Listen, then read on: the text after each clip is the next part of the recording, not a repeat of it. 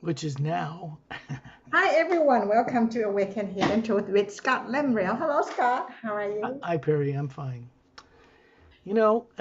What I could have answered that another way. You could have said, "How you doing, Scott?" And I could have said, "Oh, I'm on planet Earth." Yeah. That would say it all. And not Yeah. even fill in the gaps. Not even tell people fill in the details. It's just I'm on planet Earth. It's not negative, but it does say I have to deal with things here like everybody else, and it's not a very evolved planet yet. Period. We don't even have two countries that work together. The planet should be working together as one people. If they expect to play among the stars, they're going to have to become aware of what's out there because they don't live like people on Earth do. This is a fact. I'm not making this up. We talked about, well, basically, you wanted to talk about your experiences with those two books Yes, because correct. what they are written to be a doorway for a much higher omnipresent living energy in the universe that scientists call zero point or toroidal energy. The energy that's right out in space outside of the planet is what people call divine spirit. It's actually that energy that makes up the space out there, the vastness of it, that planets and galaxies float in, these little galaxies in this huge energy field. That's actually what people call divine spirit. But they don't know that on Earth, how to connect with it, how to communicate with it. They pray to it. But it should be more than that. It should be a direct, conscious, telepathic connection to it. Because that energy is not positive, it's not negative. It has no negative nature. It supports such things. And if we tune into that, then these are created to be doorways for people to have experience. Yes. From these two books, it helped me to remember many, many lifetimes. I will say one by one, okay? You okay with that? Like from this, the Emerald Doorway, it helps me to remember far back when the time of Zenda on his planet. Okay. And then my life on Maldic, the Hmm. planet Yeah, that don't exist anymore. And then back to Lemuria 100,000 years ago. yeah. It was amazing. And then there are many many other life that I could remember, but not into these books, not the period on this book, but there are many many other lives on many different planets too that I could remember. And from this book, it helped me to remember the planet before I came to planet Earth, who I was on that planet and what did I do. And also it helps me far back to like reptilians time, the white wing, and far beyond that. All these two books helped me to know a lot. And I could even remember who I was before I came to have experience in the lower worlds, like you mentioned, Scott. The reason for that is that the books have the primordial sound woven into them. The omnipresent first word is not a written word in a book or a spiritual or religious book on earth. It is a omnipresent first sound that is the omnipresent living energy that is through all the multidimensional universe supporting it. And each individual Atma or soul, which doesn't look like this, it's round, it is spherical. And that is who we really are. Running these experiments unconsciously for most people, especially on Earth, of bodies, and they live and they die and they grow old and they're genetic and they excrete and you eat food and all that. That's a machine that's designed for the spherical you to run for a period of time to gain experience and feel and sense things in a particular planet through a particular body.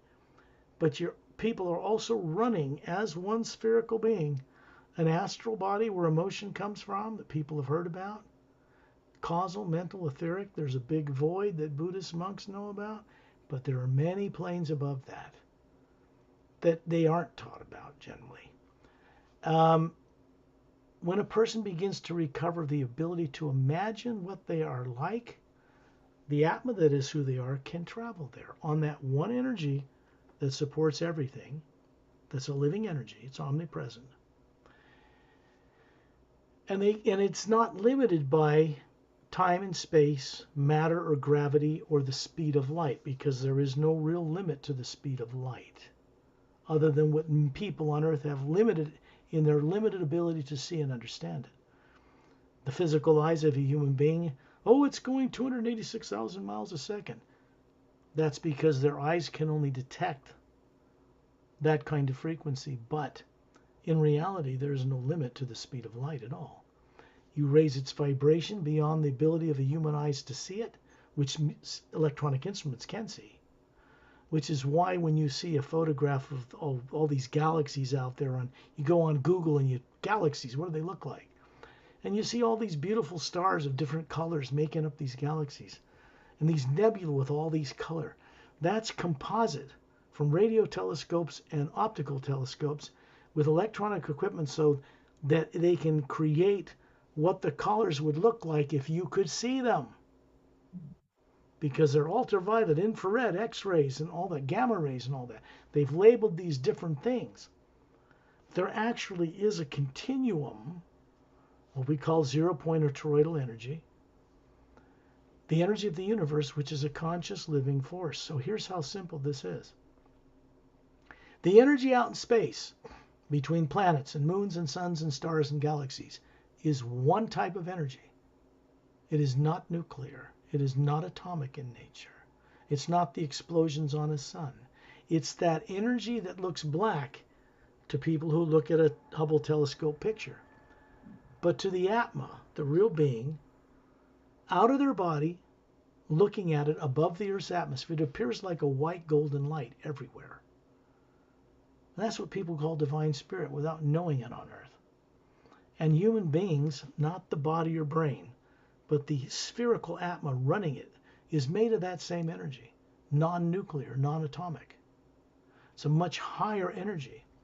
It does not obey the laws of physics. It supports that in the lower worlds of time and space only. When you get above the void, it's called pure positive. When you get above the void, there is no time and space as people think of it on Earth. There's no past or future. It's in an eternal moment.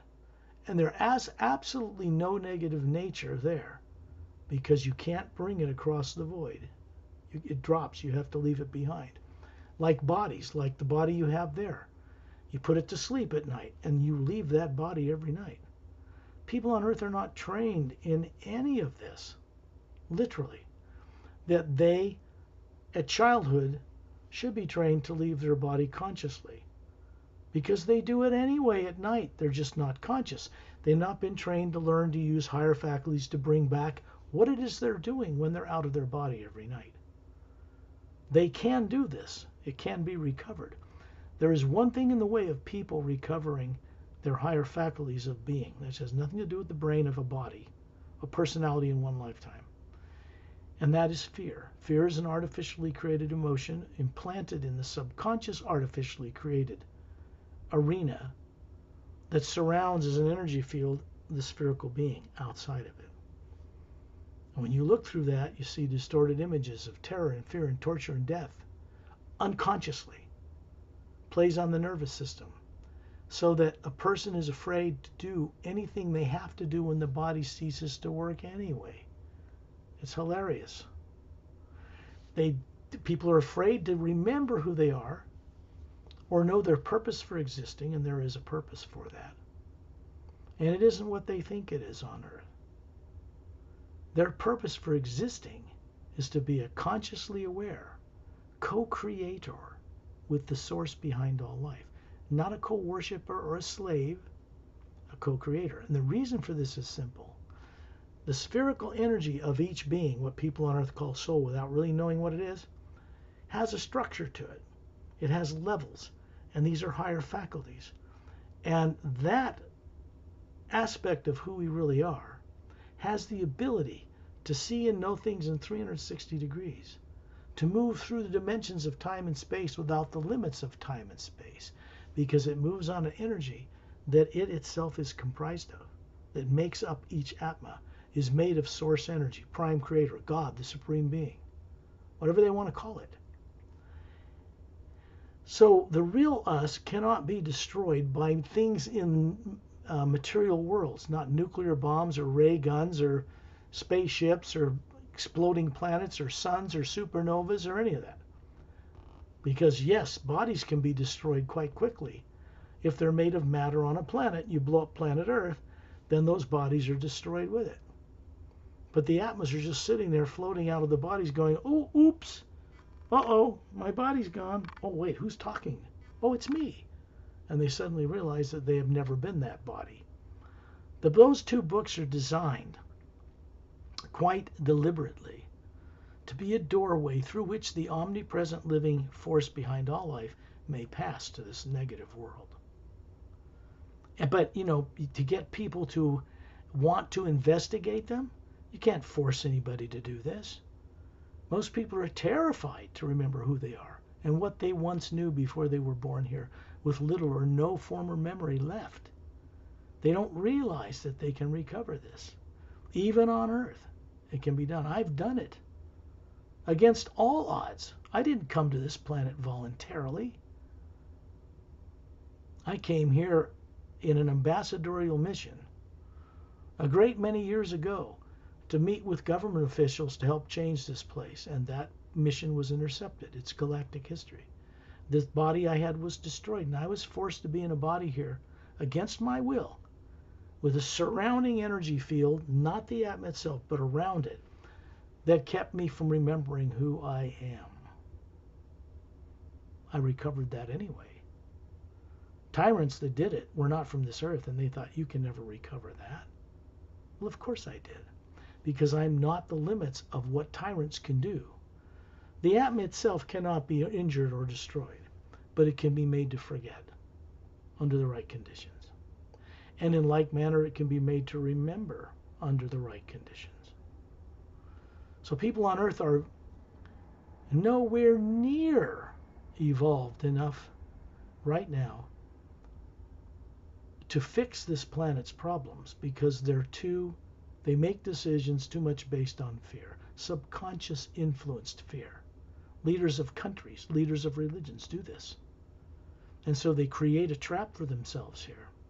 The omnipresent living energy simply fills it. It's a co-creator with us. If you imagine, and you're brainwashed to grow up imagining, I've got to be a tyrant so that I control people so they don't do it to me, I'll do it to them first. If you think that way, that's a decision being made from fear. And it's always the wrong decision, and it always will have negative repercussions in space-time and come back and pull the rug out from under the person doing it.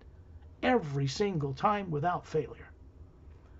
If we're tricked into imagining fear of the present and fear of the future, and yet we want love and happiness and wealth for our own families, the being, the sphere, is meant to operate as one co-creative, constructive, imaginative being with source.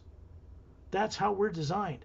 If you split it into two particles, two directions, artificially, and you put out good and you put out bad, you put out happiness and serenity of being, you put out greed and lust and attachment to money and power, this omnipresent force is going to fill both around that person to teach it.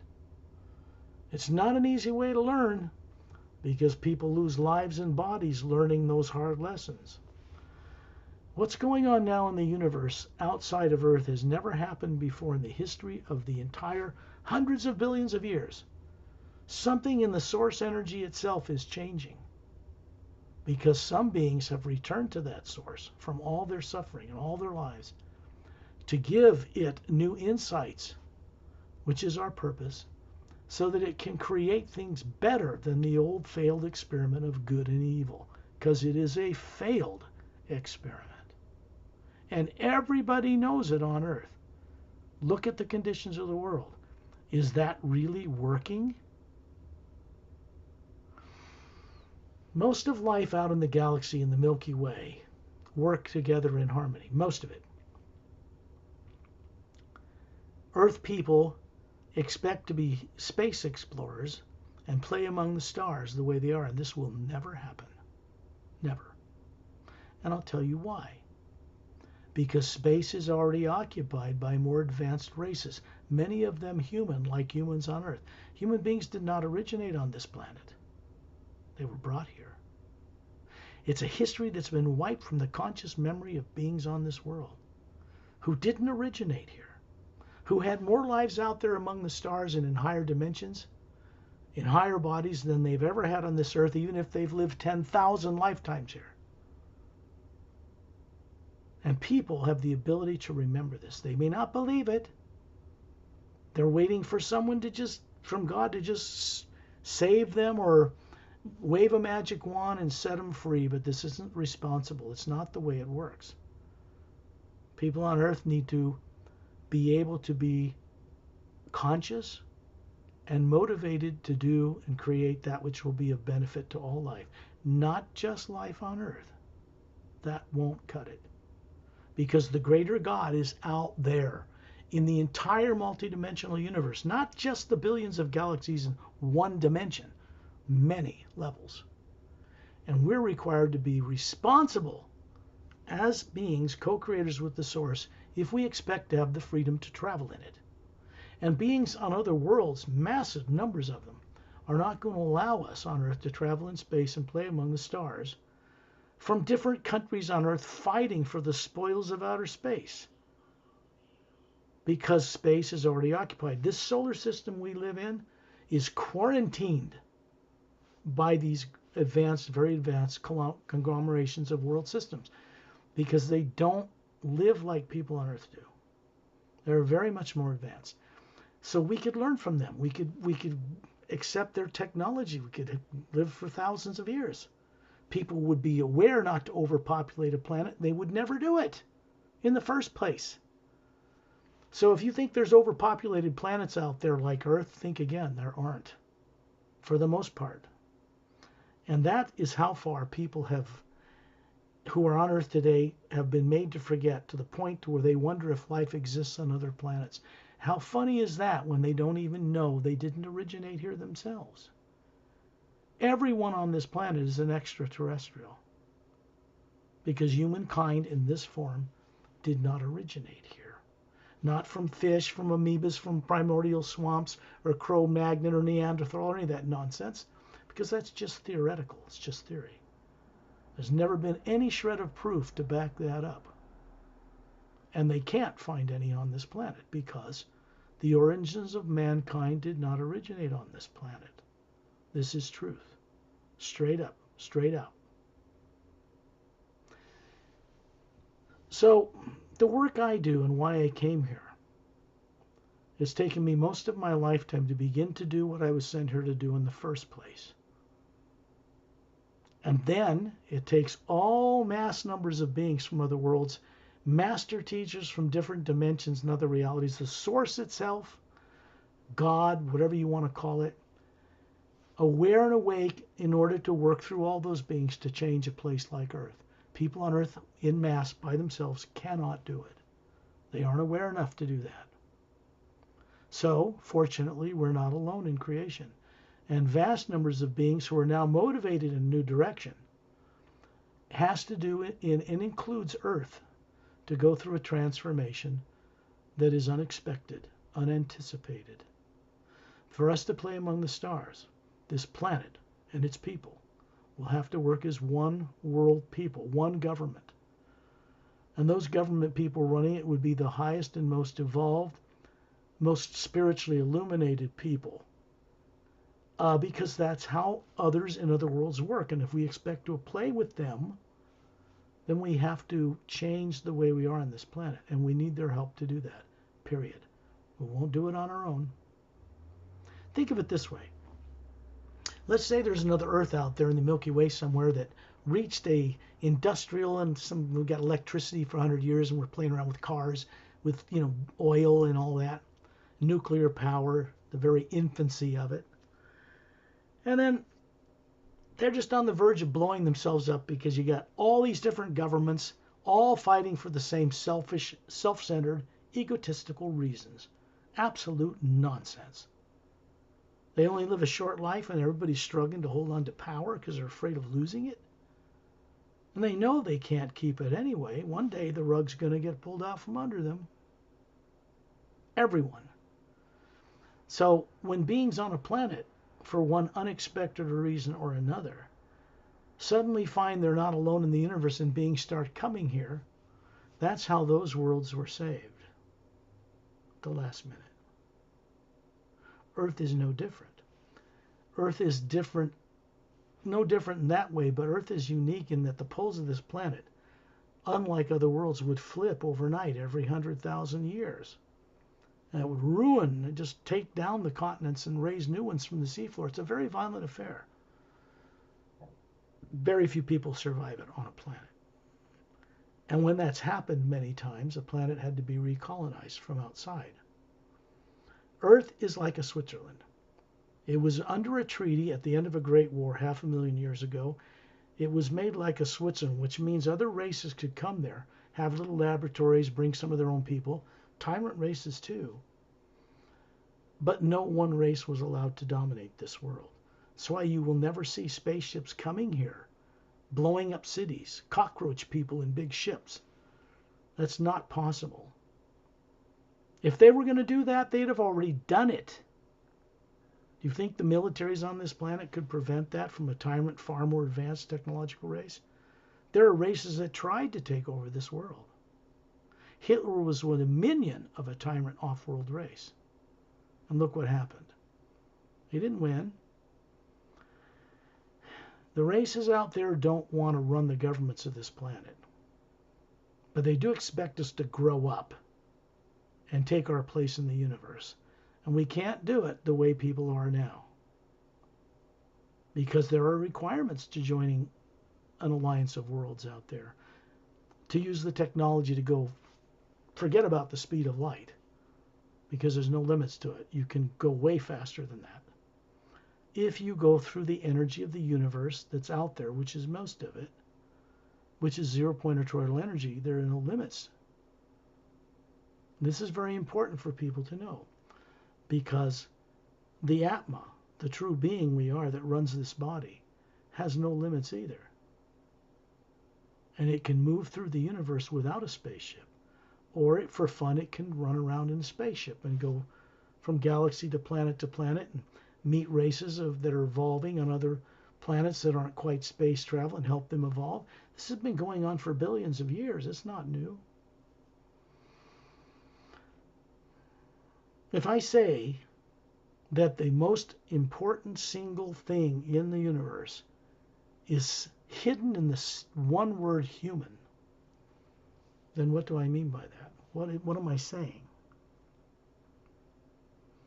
It means that the sound of the hue, a whole round tone, hue, vibrates the cranium upward only. It doesn't work with the lower chakras. It vibrates it up and opens a doorway in the pineal gland in the center of the brain.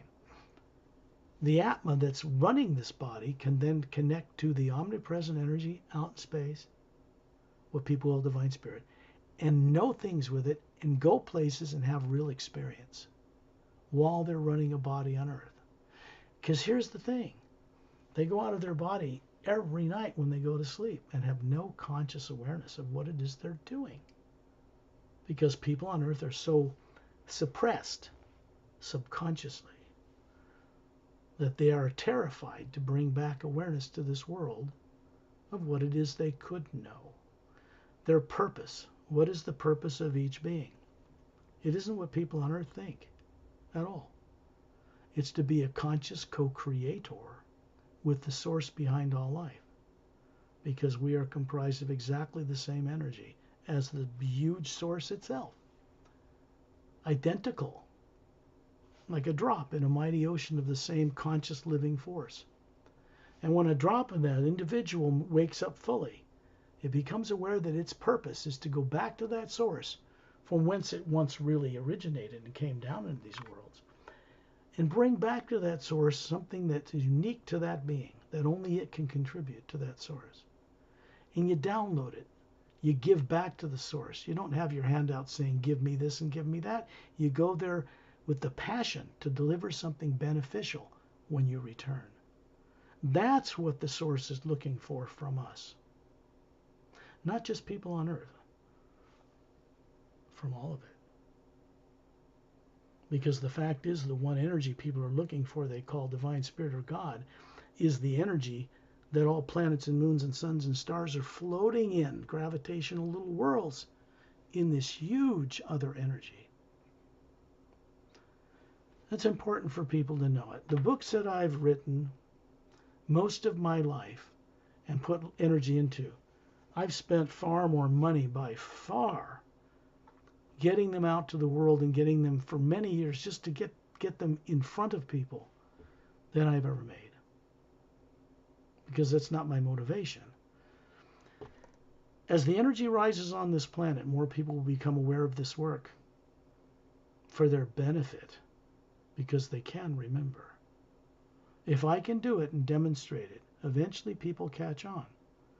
They begin to remember because the energy comes through me from source to help them do that. It's not about running governments and taking over Earth. Forget about that. That's nonsense. But there is one thing that's very important, and that is the races that are responsible and very awake. They know they're not physical bodies, and yet they have them out there, who know how to work with that zero-point energy, the energy of the universe, can utilize it to get anywhere. Forget about the speed of light. It's got nothing to do with it. We get outside the limitations of physical eyes, the little narrow spectrum that human eyes can see. We start working with the one energy, and they can do that. So we should talk about that, Perry, you and me, for a bit. Okay. Now, you've had your own experiences with this so far. In the back of the series agenda is a series of techniques. What do I mean by that? The first half of the word hue is a key that all beings carry from source itself. They've been made to forget or forgotten a long time ago. What it does when you start working with it is connect to that one energy out there to tell it you're ready to come home, and it begins to draw you back. It doesn't kill your body. You can do it while your body's alive on Earth because you leave your body every night anyway. So this becomes more of a conscious, awakened, enlightened journey, which is what it's meant to be. I would say your work to help people to remember actually is so simple. People just have to understand and just to do what. For me, I read the books and go on many journeys, and then there are techniques on the back of the books, okay, that you should follow. And sending out the hue, just give yourself time, and all the experiences will come to you. That's true. It's fantastic. What it really is set up to do is help a person let go of the addiction to negative emotion and imagination. It's a drug. It's like an addiction. Most people live their lives thinking that as a being, they're part negative and part positive, right? They think they feel good, they feel bad, they hate, they're angry, they love. They're afraid, so they try to dominate others and control people. It's not a new story at all. Kings and queens were not originated on this planet, by the way. They were imported here. Nothing originated on this planet. Most of the trees and plants and animal life and mammalian life did not evolve here originally. They've changed while they've been here, but that they didn't originate here. So if you want to find the source of human life on Earth, you can't find it looking on Earth because it isn't here. It's a fact. And I know it's a fact because I know it from direct experience. And it's the only thing I share with anybody is direct experiences that I've had, or I don't talk about it. So the techniques for the prologue in all 29 chapters, each technique is designed to work with the hidden truth that's revealed in each chapter. So if a person dreams at night or goes to bed at night or puts the book under their pillow or starts doing the hue, they're going to start asking the source behind all life directly to wake them up, to fulfill their destiny for existing. I People can are, yeah, I can confirm you about this experience because many Thai people, not all of us can speak English or read English, right? right. Many people here in Thailand, because they do the show in Thai, they put your books under the pillows and they start having experiences. They have dreams, and then they met extraterrestrials, they met master beings, from different planets. So it Right. happens. Yeah. And there's a reason for that. When people leave their bodies every night, but they're unconscious about it or afraid to bring back awareness for whatever reason, maybe they were killed or eaten on another planet, and they bring that memory subconsciously here. And they're afraid if they get out and do that, maybe it'll happen again. But this isn't the way the hue, the first sound behind creation, works. When you connect to it in a lifetime on a planet, it begins to reverse all that negative stuff. And it requires that we co-create with it to free ourselves, because it has to be our own direct experience for it to be permanent. It can't be spoon-fed to us. It can't be given to us from outside. I can tell you the truth of the multidimensional nature of the universe, but it won't do you any good unless you experience it too. The hue is not owned by any group or organization on any world in any dimension. It comes from the source itself. It is the first sound running through all that primordial, omnipresent, living energy that supports everything we see and telescopes out there. But it's many dimensional levels upward in higher vibration. It's just big. It's bigger than the billions of galaxies out there. It's on many levels. And we all had a hand in creating it. What do I mean by that? The Atma, the soul, the energy we are, is not made of matter. It's not DNA. It's not atoms. It's not protons and neutrons and radioactive material. It's not planets or moons or suns or stars or any of that. It is the energy that supports all of that, that floats in it. And it just supports that. The Atma, not made of matter, means that it originated in the source itself, made of a type of energy that is not nuclear, cannot be destroyed. It's not lower energy matter.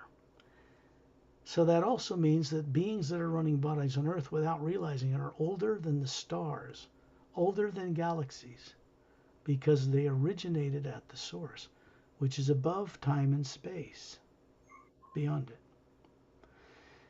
It's important to know this, or no one can ever know what they call the Supreme Being. Most people think you can't know that. It's too far above us. You can't understand it. This is not true. A human brain and body in one life cannot understand it. That is true. But the Atma running that body, the real person, can, because they're made in its image. It isn't one of these. And it isn't the astral body that looks like this, made of finer energy. That's a lifetime people are running on the next plane up from here. And there are many. It is pure energy of source that we are. And when a being begins to remember this, they also gain the responsibility of knowing how to use energy properly with it. And their life changes. So Earth can be transformed instead of destroyed. But it will require, absolutely require, the vast numbers of beings out among the stars who know this, who can help Earth change without destroying itself. They are doing that. They've kept world leaders from blowing this place up in nuclear war numbers of times since World War II ended. But they didn't try to control governments. They did keep tyrant races from controlling governments here, or they kicked them out. Recently, the negative aliens that people have heard about were removed out, not only from this planet, but moved outside our solar system. And then the system was quarantined, not by people on Earth.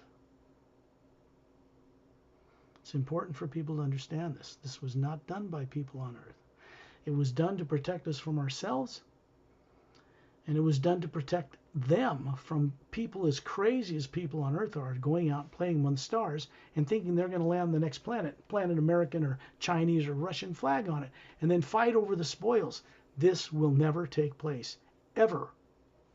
There will never be a spacefaring culture from this planet out there thinking like that, because space is already occupied, and they will not tolerate it. That means this system is quarantined. If you reverse engineer something, have a triangle craft, you're flying around among the stars, you're limited to what you can do out there until we resolve this basic problem on Earth.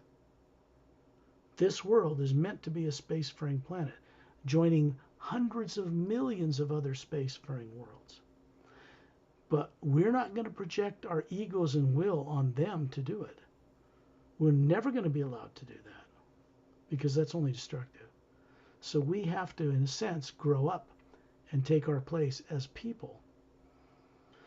As more people remember they didn't originate on this earth and this was not their first life running a body, the better off this planet will be in every way. When people begin to realize we're not alone in the universe, which is coming because disclosure has already been started, which means governments on this planet have been told they must disclose to the people if they want to play out there. And they're just afraid to do it. They're doing it a little at a time. They're also getting some advice from beings from other worlds to say don't do it now completely because people panic from fear of COVID and hoard toilet paper and paper towels and created imbalances on the whole planet. Governments had to rush to get manufacturing up. There was no shortage. People hoarded things and created it. And that could have ended life on this planet. That alone could have done it. So if they're that paranoid, they think of the negative of the present and future, so they hoard things. Then why would vast races of beings from other worlds come and give us technology and things that we would just wipe each other out with? They've already illegally been given nuclear weapons. Humans on Earth did not invent them, Perry. They were snuck into this planet illegally, under breaking a treaty. And they were caught, and they were stopped. So be aware that there are beings out there who want us to change, but they're not going to run governments for us. They want governments to be run in a benevolent way by us. That means a lot of change is coming this way. And there isn't anybody in any power on this planet that can prevent it. And there are classified people on Earth who know this now. That something's coming they are not going to be able to hide from people.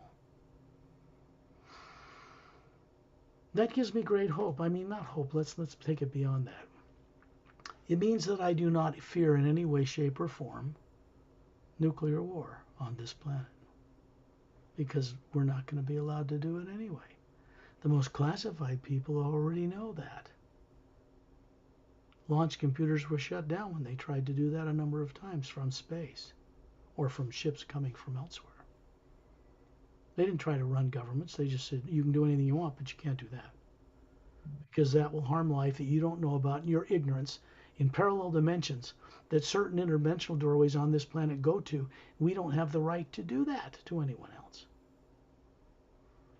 People destroying themselves on this world would harm life out in the galaxy. That's not going to be tolerated. So I could just say that I'm beginning to fulfill the reason I originally came here in the body that I was stuffed in against my will on this earth. Because I recovered against all odds. And I had some help from beings from above what we call the void. What is that? It's a kind of a barrier, an energy barrier between the lower planes of time and space everybody knows about. They live on a planet like that.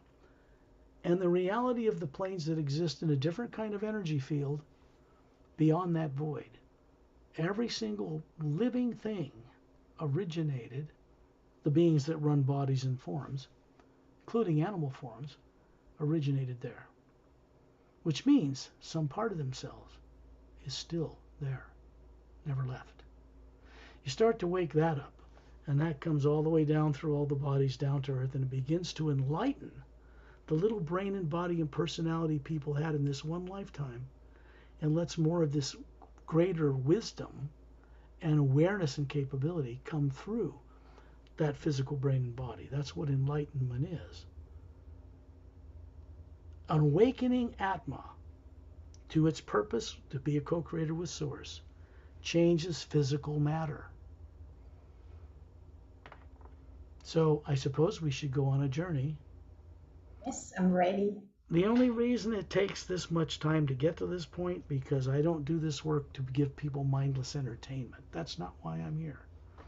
They can go watch Star Wars or rent a movie or do something like that if they want mindless entertainment. That's up to them. But when we go on a journey, I use the first half of the word human because it is connecting to the one power behind everything. And I don't do it alone. There are beings from other worlds that work with me outside the planet's atmosphere, which is very negative, out in space, in that one energy where no negative can go. Can't go there. A person can carry negative thoughts in their being and take it out there, but you can't put it in that energy that's out in space. It won't fit. It won't record it. It can't go there.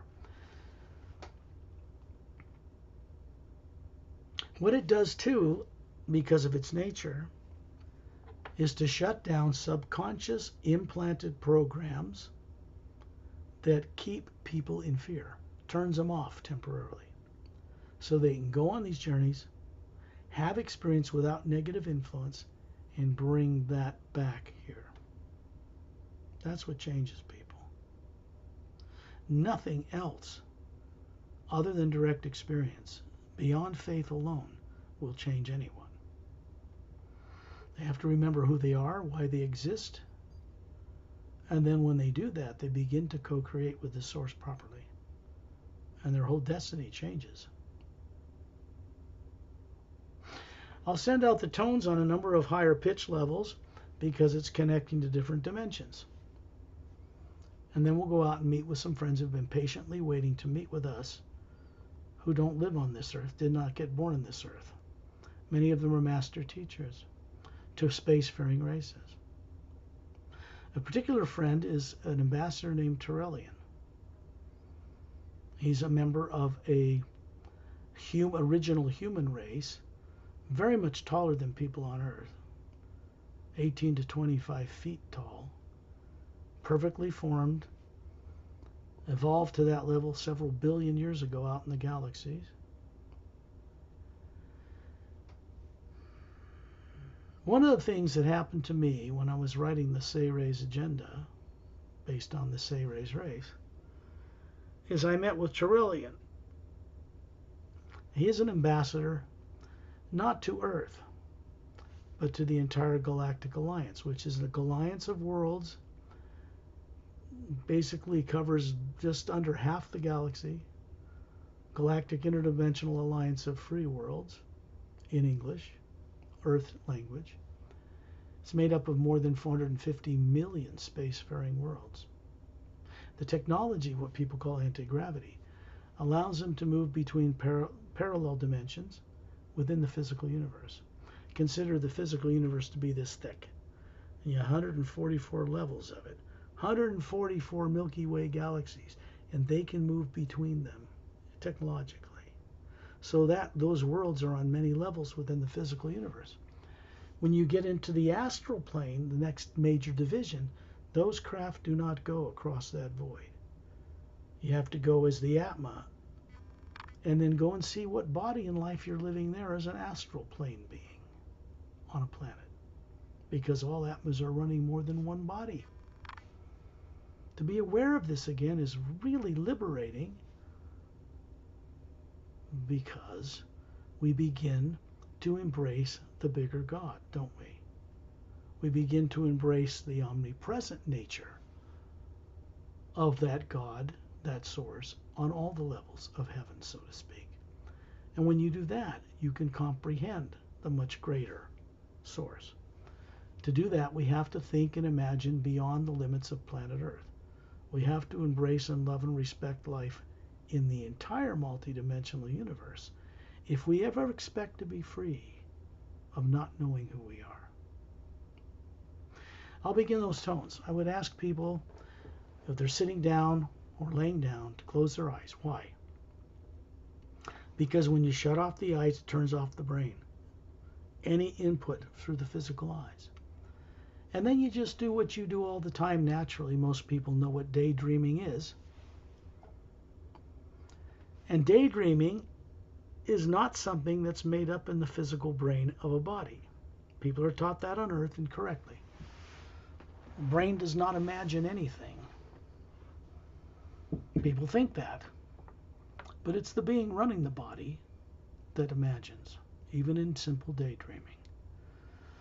A person's in a classroom, and the teacher's boring, let's say, and they're looking out the windows at the parking lot, and they're wondering about being on the ski trip on the weekend, or they're thinking about being in another life, or in ancient Lemuria, or on another planet, or on a beach in Hawaii or whatever, skiing. They're actually seeing that somewhere other than where they are. But it's not the brain that's doing that. The brain in the eyes is looking at the parking lot, the hearing the teacher, but not the being running that body. So real imagination is the ability of a being to telepathically connect to the one omnipresent primordial energy, the first source energy, 0-point toroidal energy, and communicate with it directly. There is no negative nature in it. Each being, stripped of all its subconscious misdirected brainwashing, has no negative nature either. Imagine being looking down on your body from the ceiling of where you live.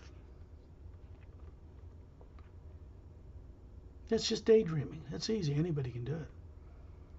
You just pretend to be seeing your body from the ceiling. What it looks like sitting there in a chair, lying on a couch or on the carpet, or on the floor, outside on grass, wherever you may be.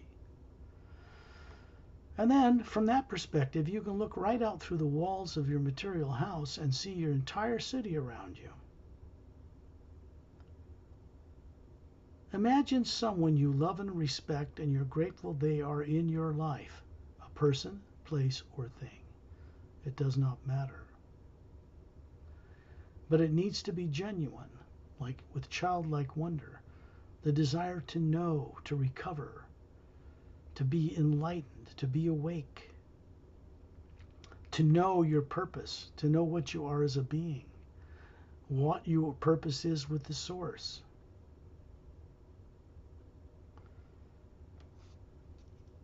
And then imagine being, say, at 10,000 feet up in the atmosphere. Looking down on your city, you can have telephoto lens like eyes, and you can see right through the roof and see your body there. And there's a spherical you hovering near the ceiling, and the same spherical you is also hovering at 10,000 feet. Because as Atmas, spherical beings, planets and moons and suns and stars are round for a reason. They are patterned after the creators that made them, or source. So the Atma, it's no wonder, soul is also spherical. It's not now, nor has it ever been, a physical body of any kind, but it can run them. A physical body on Earth does not, and a brain does not run itself. It needs a battery, a source energy, and it's delivered through the pineal gland, the center of the brain, the controlling gland of every human body, and it motivates the body from an energy that the body does not have on its own. Be out in space now. Everybody's seen space pictures of galaxies and what Earth looks like from the space shuttle or from being out in Earth and the moon. Except you don't need a spaceship. And from here, I'm going to begin these tones because we're now in a pure energy outside of Earth's negative atmosphere. And then this energy connects the courageous sojourners who go on this journey with us to be able to experience what it is to remember who they are and how to communicate with source energy.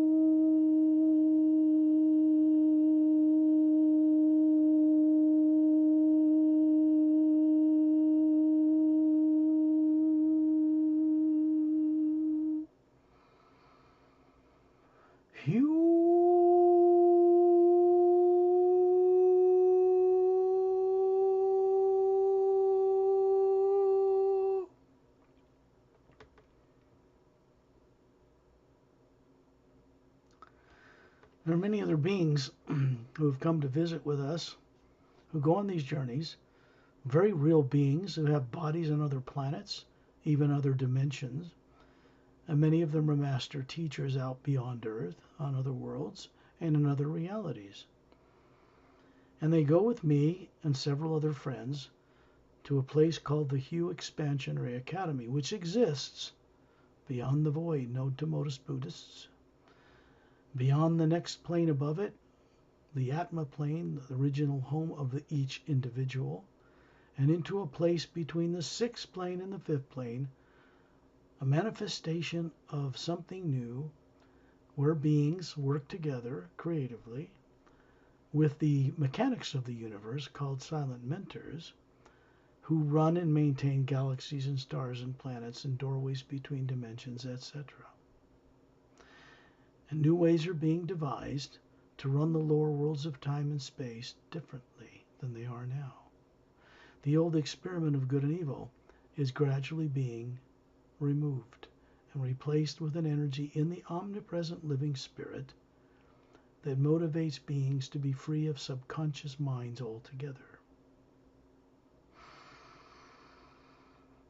Out in space, you're a spherical being. You're not your body. That's in the sleep state or trance state we call sleep. As the hue progresses, if you're doing this sincerely, then you're going to find that you might still hear out of your ears and hear trucks going by where you live or whatever, birds. But the eyes are closed, which means the outside world is turned off. So what you're imagining now, you're imagining as the spherical being out in space, far above your body, that is safe. An energy beam is connected to it to keep it alive and running, the heart working, the blood pumping, and all of that. And it's connected through the pineal gland, the center of the brain. So when you're out in space, the body is functioning normally, but no one is home. When you look around you, you're going to discover that we are in a circle. That means Perry and myself and other beings are in a circle around a friend of mine named Ambassador Torellian. And he presents for your enlightenment the form that this race once had over 1 billion years ago. He's 18 feet tall. He has long, slightly wavy blonde hair to his shoulders, big blue eyes, slightly pointed ears, like a Greek god, bare feet, kind of a silk gown on, more or less. And he's holding his two thumbs up, and there's a golden energy around them. And he's simply creating a safe space. He's brought energy here from what we call the Atma Plane, the first major plane above the void, known to certain esoteric groups on Earth and on other worlds. And so it's a very pure positive energy surrounding us out in space above Earth. The Atma can float in space without feeling cold or heat, is not affected by radiation from the star, the sun, and yet it has the ability to be out in this one energy, which if you look around from here is white golden light everywhere. It's not black like you see in photographs of the Hubble telescope of outer space, because that's the limits of human eyes. Can't see far enough to see that it's actually a white golden field of omnipresent living energy. What the CERN Super Collider people did in Switzerland, crashing particles together at near the speed of light, they were able to determine there's an energy behind all matter that does not follow necessarily the laws of physics. They know it is an energy that is not nuclear, it's something else. So they called it the God particle. Pretty aptly named, I would say. More advanced races know how to work with this other non-nuclear energy, which is the predominance of energy in the whole multidimensional creation. And so they're able to get around among the stars much more advanced than we understand on Earth. And this is not new to them. It's most ancient. Human bodies have existed on other planets and other galaxies for billions of years. They did not originate on Earth ever. Never. All the races represented on Earth down there on that planet you can see the polar ice caps the continents, the oceans, the barren moon with all the meteor craters. It does not turn on its axis, and that is most unnatural. And it circles in an orbit around the planet without turning on its axis whatsoever. Has no oxygen atmosphere, not much atmosphere at all. Very low gravity. And there's the sun in the distance. When you look at the stars around us that make up the Milky Way, in which planet Earth and the sun and its planets are, then you can see billions of stars, orange, and big blue ones, and yellow ones. There are planets around all of them. And you can see this as the Atma because as a spherical being, you can see in every direction. And you're not limited to physical, genetic DNA type of body so that you can perceive this thing. It is a living energy that surrounds us. Listen, and you'll hear the sound of the universe humming under your feet. And you look down and you realize you have bare feet, and you have this body that looks just like you, about 36, but perfect, flawless, trim, healthy in every way. And it is made of energy that looks like you. And above and behind this form that you're showing to everyone else so we know who you are is a spherical radiant orb, a sphere, the real you. It has a white core, what people call soul. It's made of the energy you see around us, but from a much higher level. And it has another layer of teardrop-shaped lights a certain thickness, from white to yellow. Another layer begins to become orange, then red, then green, then blue, then kind of lavender, then violet, and a golden energy field around it. Each layer has all these little teardrop, self-effulgent, self-luminous little lights. And they are individual higher faculties of co-creative being. This is what the Atma or soul really looks like, not a physical body. The planets and moons and suns and stars you see around you are created in the image of their creators, which are also round. That's why they are that shape, by the way. You can hear a sound that's humming, and it sounds like roaring thunder, but not disturbing. Just the sound of thunder under your feet. You can feel it moving through this energy form that looks just like you, about 36. And then it moves up into the white core of your being, hovering above this form, and brightens it. So there's a white golden light and a sound associated with the energy that's out in space. We move and travel on that energy. It is not limited to the laws of physics. The more advanced spacecraft out among the stars in the physical universe utilize this energy by channeling it through their engines and get around far beyond the speed of light without even using energy. It goes in one end and comes out the other.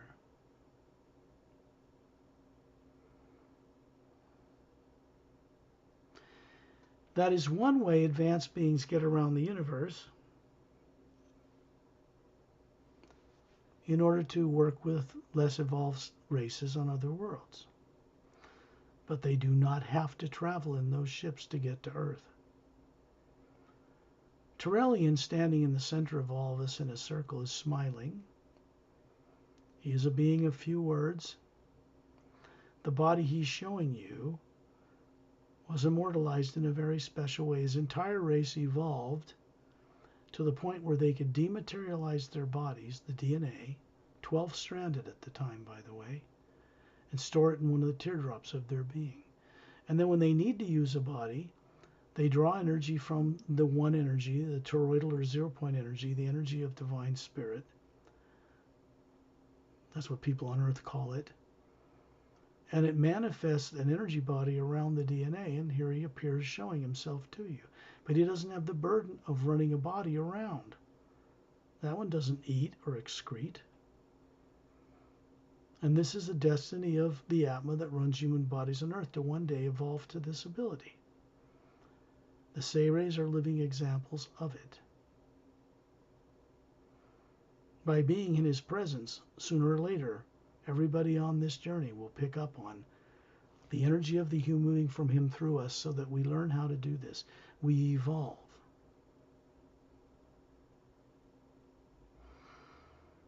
The Seres were responsible for, and out here in space, you know it, it cannot be hidden from you, bringing into creation as genetic, very advanced scientists, forms of human and humanoid and other races that are bipedal that play among the stars, even some forms that are not human, but they're not tyrants. The whole tyrant nature of ETs came about much, much after the Seres brought all these forms, higher genetic forms, into creation, so that the Atma, the true being that we are, could run them and experience materialistic creations. And the intention is for them to bring back what they've learned to the source. And people in the lower dimensions of time and space and on Earth are not returning. So you might say the Supreme Being is stuck, because much of that makes it up as individual drops in a mighty ocean of it are stuck in the illusion of being bodies on Earth and many other levels. This is changing now for the first time.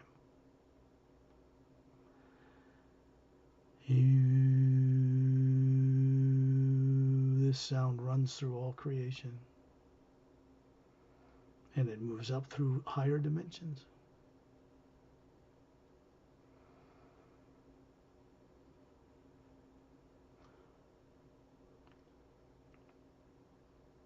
There are other beings here with us who have physical bodies on some dimension, on some planet, who have come here in their true form as the Atma.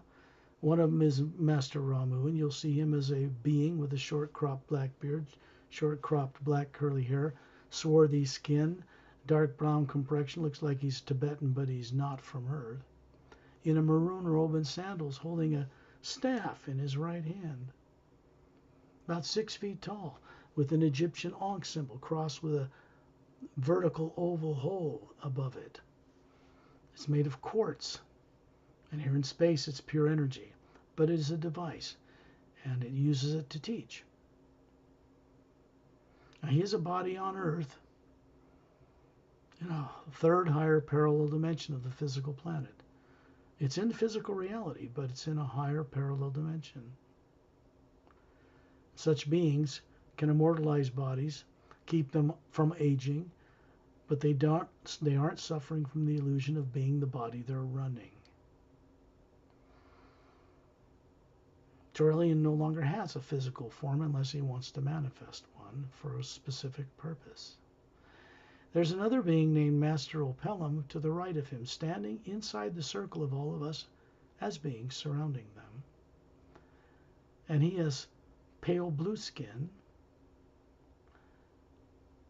emerald green eyes, long black silken hair to his shoulders, slightly pointed ears, looks to be about 40, a little bit of gray at his temples, and he's holding up his hand.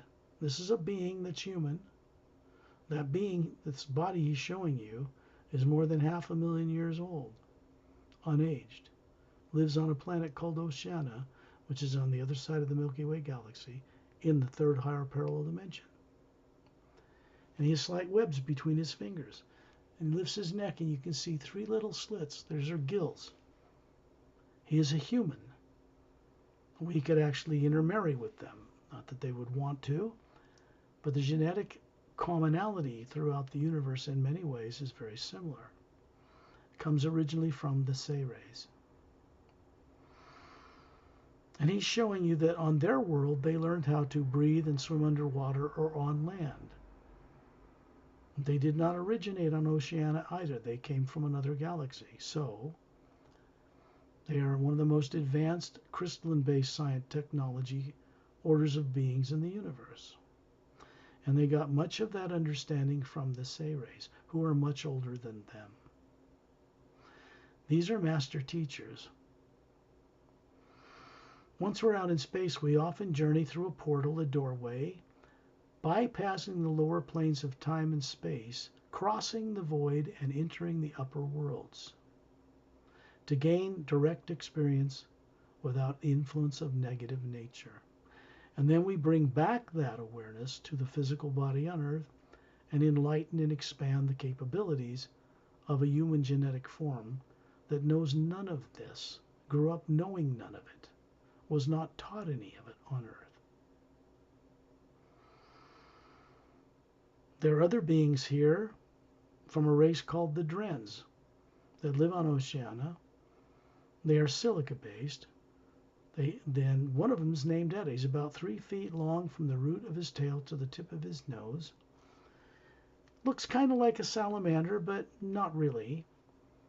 The illustration of what he really looks like is in the Emerald Doorway book, the first book of the Parallel Time Trilogy, which is more about extraterrestrial involvement with our solar system and Earth going back more than 100,000 years ago, before the last polar shift destroyed that.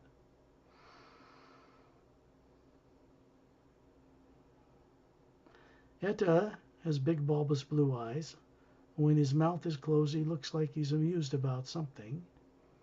Has dexterous and strong arms and legs. He can walk on all fours, run on all fours, or walk upright like a man. His tail from the root to the tip grows like crystal opal in bright sunlight. For that silica-based race developed the ability to levitate and fly through the air as an organic creature on that world. And this being, though not human, is also a master teacher and a very good friend of mine, going back more than 100,000 years. His wife Din, who's next to him, who looks feminine, is also a master teacher.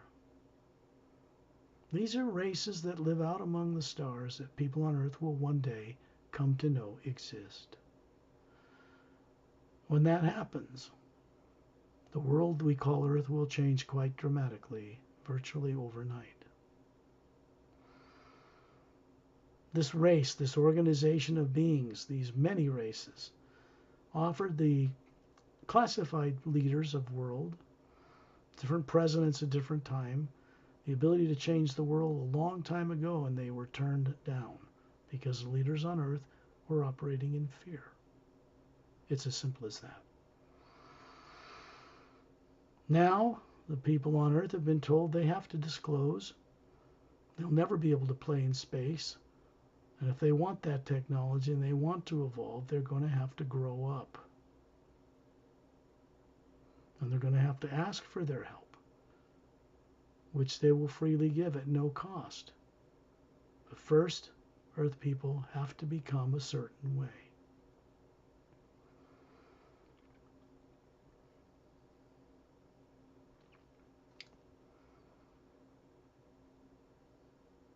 There is a ship stationed in the ice rings which make up the rings of the planet Saturn in our solar system. That's right, water. And it's a mile long. And it's on the front cover of the Say Ray's Agenda book, which is a book more about what's changing out in space among the advanced races, their master teachers, that eventually will affect this planet in unexpected ways. And it's a mile long, cylindrical, slightly flattened on top, bridge control room on each end because it's designed to go through interdimensional doorways. It has a blue, thin anti-gravitic light around it, which keeps itself centered away from ice and chunks the size of skyscrapers, smaller ones. And it's stationed there permanently for now. It is from the Galactic Alliance. And the ships that are disc-shaped that come out of it patrol our solar system now. And they do it to keep tyrant races outside of this system for the first time. So, this also means that for decades, several decades now, there have been no new abductions by little grays of people on Earth or reptilians or any of the rest of that. I can tell you this is true. What's important is that you experience it for yourself. Otherwise, you're going to be operating in fear the rest of your lives on Earth. hearing rumors and theories and speculation about this or that, and not really knowing anything for yourself. This just means that the negative influences from the stars have been removed so that Earth has the possibility, the potential of actually changing in dramatic ways. So the solar system we're in, we're looking at, we're out hovering in above Earth, is quarantined. It just means that people on Earth will not be allowed to play out beyond our solar system in the ways they would like to, trying to do it, competing for spoils of war and goods amongst other nations with each other. That, the more classified people on Earth have been told directly, they know they're not going to be allowed to play among the stars the way they are. It's a fact. Out here in space, in this omnipresent energy, the truth cannot be kept from you. That is quite impossible. No negative nature can come anywhere near Tyrellian or this group of beings, can't even approach it in thought. So we're going to take a visit right now to the Emerald Star Cruiser stationed in the ice rings of the planet Saturn in our solar system. Tyrellian will point out in space, and when you look away you realize that suddenly we are moving as a circle of beings around these two masters in Tyrellian, and Etta and Din, and we're moving out across the stars, and then suddenly in a beam of light we're shot out into space because we're riding on this one hue sound. The next instant we're hovering above this massive ship, down looking at the ice rings, which I think are about 1.5 miles thick, that make up the rings of the planet Saturn, big gas giant. And you can see disc-shaped ships, several dozen, moving in from each side within the ice rings with their own anti-gravitic light around them. And they approach the central hull of the ship, and then they change their molecular time rate by raising the gravitational field, the toroidal field around the craft, and they can pass right the molecules of the hull, and they go into a big hangar, lower their vibration, appearing to be solid again, and then land. We are going, if you look at this ship, we're looking at it lengthwise heading the back end towards the planet and the front bridge area, and we're going to go into a certain area of the ship. You can see horizontal, oval, convex windows, every so often centering just the upper circumference of the ship around the hull. We're going to about 1/3 of the way down the right side of this ship, and we're going to move right through the hull. This whole group of us can fit in this ship. And you look down and you realize your bare feet.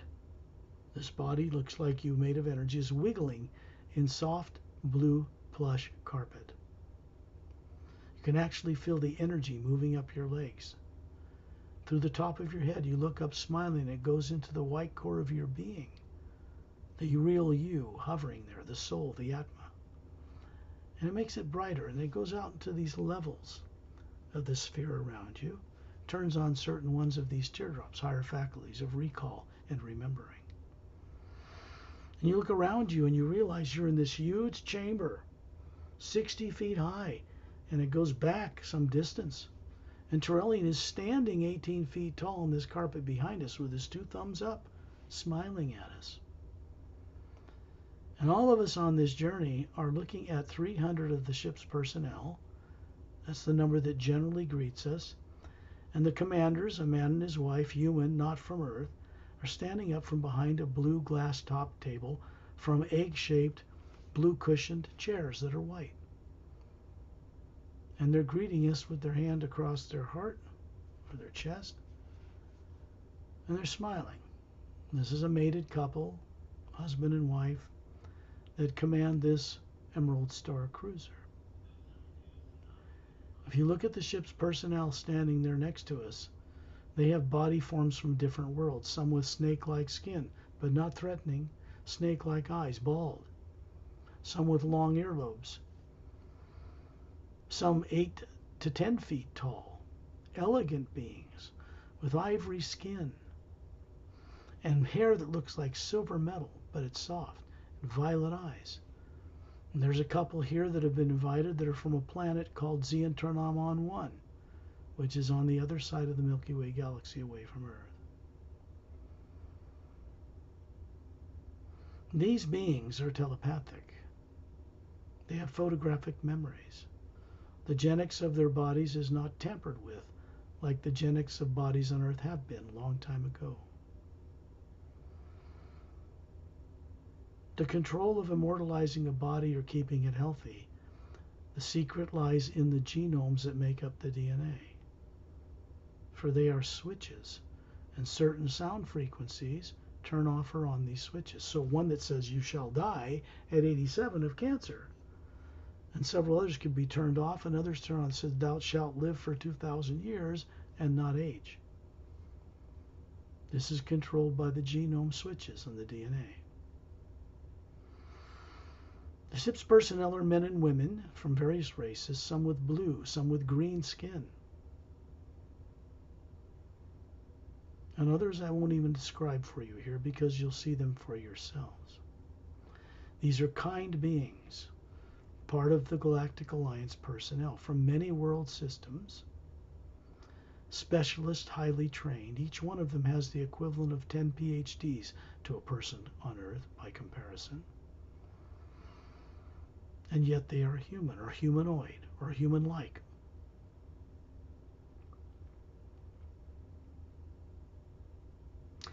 They are going to speak with each one of you on this journey. You'll hear them speaking in your head or in the core of your being as an Atma, or in the head area of the body that looks like you, that's perfect, made of perfect energy. It is not a physical body, and yes, they can see you like this. When you look above these ship's personnel and the husband and wife commanders, you can see a spherical Atma hovering there just like you. And they'll have something special to tell each and every one of you that go on this journey. When this journey is recorded, Perry will put it on her YouTube channel for the public on Earth, and anyone can access it and go on this journey. If they have the courage to remember who they are and what their reason for existing really is, they can recover it, and they will get the help they need to do so. It's important to ground this experience to our local solar system. In other journeys on her channel, you'll have these journeys going into higher worlds, other planets. Zeolite 1.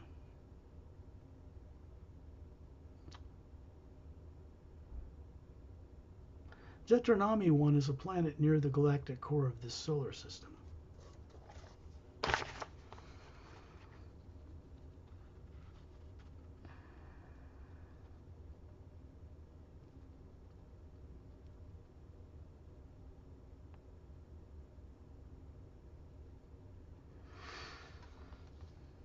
Zeolite 1 or Zeolite race come from a planet on the other side of the Milky Way.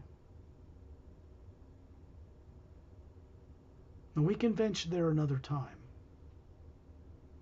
because we are not limited when we venture out as the Atma, the soul we are, to spaceships or time and space or matter.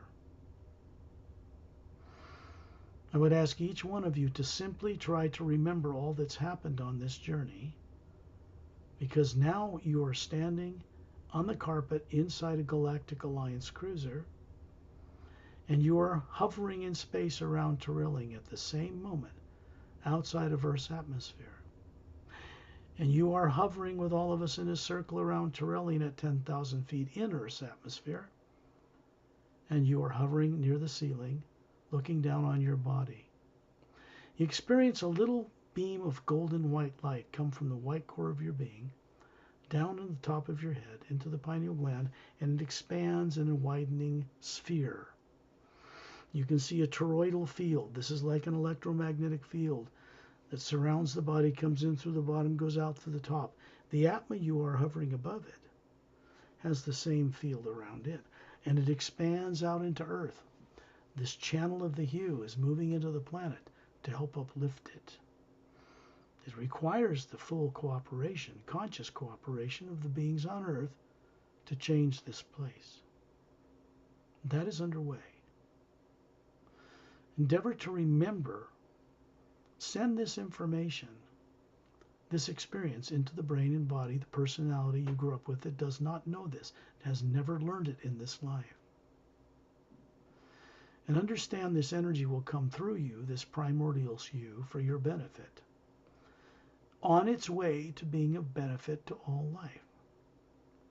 And then when you're ready, open your eyes on Earth.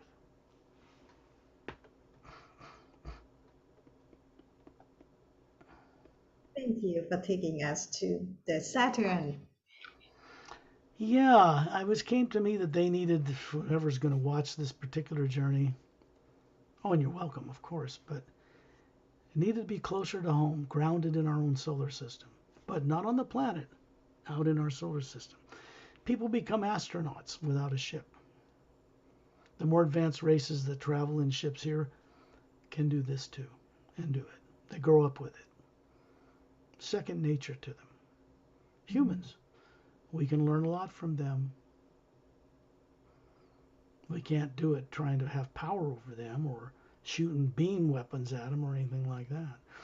It surprises me that the people that think they're in power on this planet, the most classified people that ever existed, haven't stopped long enough in their fear-driven subconscious natures to set that aside long enough to realize that every time they've tried to shoot down one of these people that come here, they've never retaliated. They've never shot back. At least not the good guys, and the bad guys are prevented from coming into the solar system now. So, you'd think that after this many years, that they would understand that they're not really threatened from space anymore. You'd think they would know that, but they're still struggling with this. It's 2022, and no aliens have come here and bombed our cities. Isn't that interesting? See, that's what I look at, not the fear. Perry, would you like to discuss any of this journey with people who might watch this recording later? I'd like to mention about those who have your books, Scott, who have read your books. Maybe if they would like to share their experience, it's more than welcome. If they can tell us the story or send you email or go to your website and share the story with you. Yeah, that's a good point, Perry, because I will put on the video when I send it, the recording to Perry, which she's going to put up on her YouTube channel, not mine.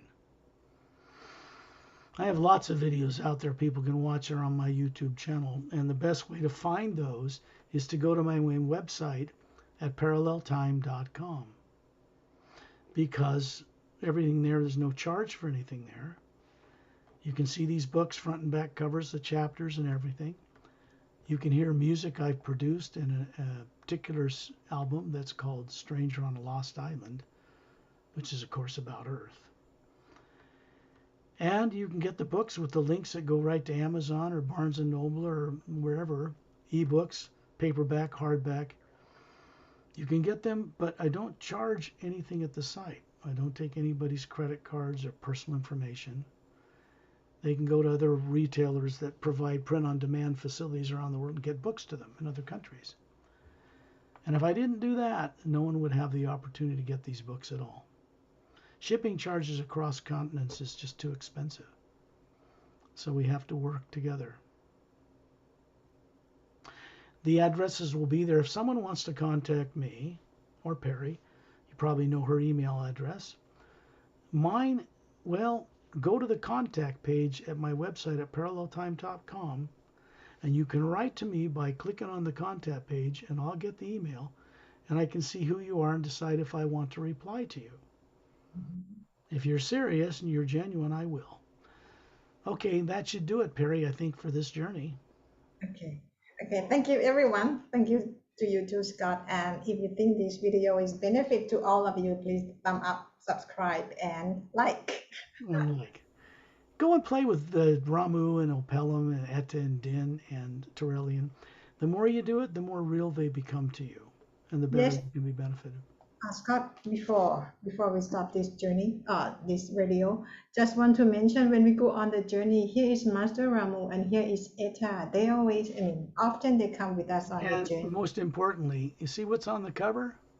Yeah. That's what you'd call God, only there's one of those much smaller hovering above their heads. These three are students of this master, and they don't know one of these is hovering above their heads. So it looks just like this guy. But that's the Ancient One itself, Source, Prime Creator. And that's the fifth reality above the void and further.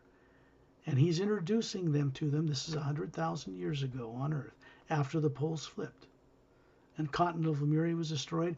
And at the time, another continent two-thirds its size, which is a colony continent, people call Atlantis. But the Atlantis that sank 35,000 years ago, that Edgar Cayce talked about, is a different Atlantis than the one that was back there. Got to go further back in order to understand this. So people can see on a book for the first time what you look like that is not a physical body, the real you. It's spherical. Okay, Thank, I will say thank you. goodnight, and I And like thank to you. do this. I'll see you all later. Okay. Have a good night, everyone. Have a good day too. Bye. Bye.